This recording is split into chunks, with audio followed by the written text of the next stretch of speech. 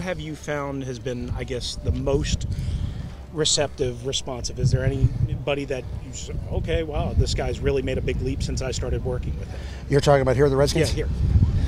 Well, I got to be honest with you. From day one, I was impressed with just how the guys were eager to work, and right away they came in with an attitude and kind of a culture change mentality. And whatever I asked them to do, you know, and one thing I always give them a why. You got to know your why in life. Why am I doing this?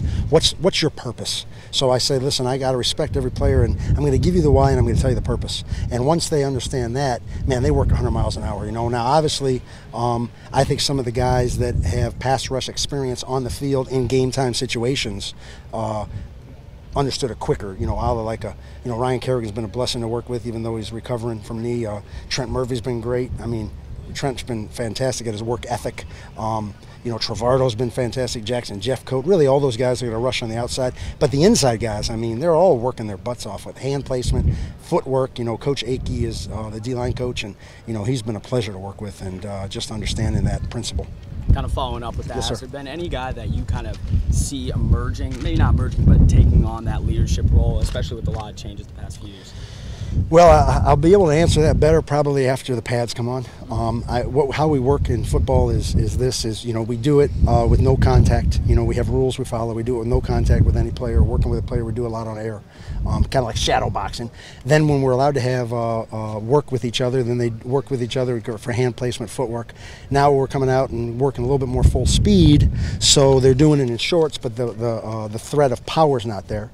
But once training camp hits, and now we're able to hit with power and work from the inside out, then I'll be able to give you that better answer. A lot of guys look great in shorts. Actually, they all do, because what I'm watching for film is are they doing the footwork that we've taught them as a defensive unit? Are they doing the hand placement that we taught to them as a defensive unit? Are they putting it all together? Are they coachable? Are they able to do it full speed? But they're also not, you know, they can't get fouled. You know, I'm talking Cavaliers basketball terms right now, but they can't get fouled. You know, but to answer your question, at training camp, ask me after we've had a couple one-on-ones and a couple where, you know, they're getting jacked a little bit, and then we'll work some inside. Do you find there's a dramatic difference when you go from shorts and, yes, and whatever to pads? No question. And actually, you know, it's been in the past where I think the light goes on for us pass rushers in the fact that right now these O-linemen are fantastic at moving their feet, otherwise they wouldn't be here in the National Football League. They're great at using their hands right now, but once the pad comes on, they got to honor, you know, a 250-plus man running full speed at you to hit you. So what do then? They sink their hips, they clench their jaw, and they punch full force. And that's where a lot of our guys that, you know, I've worked with in the past make their money, in the fact of we're able to flip our hips, hit both hands, make them punch smoke, pick up the towel. That's where they touch the ground, and they're gone to put pressure on the quarterback. So that's where the pads come in. How did you first get into football? Yes, sir. I got into football. I lived in the Olympic Training Center in Colorado Springs back in the late 80s, early 90s. And when I moved back to Cleveland, there was a article in the local paper, Cleveland Plain Dealer, about my father's taekwondo school. And two of the players at the Browns and the head coach saw it. So they came to my school.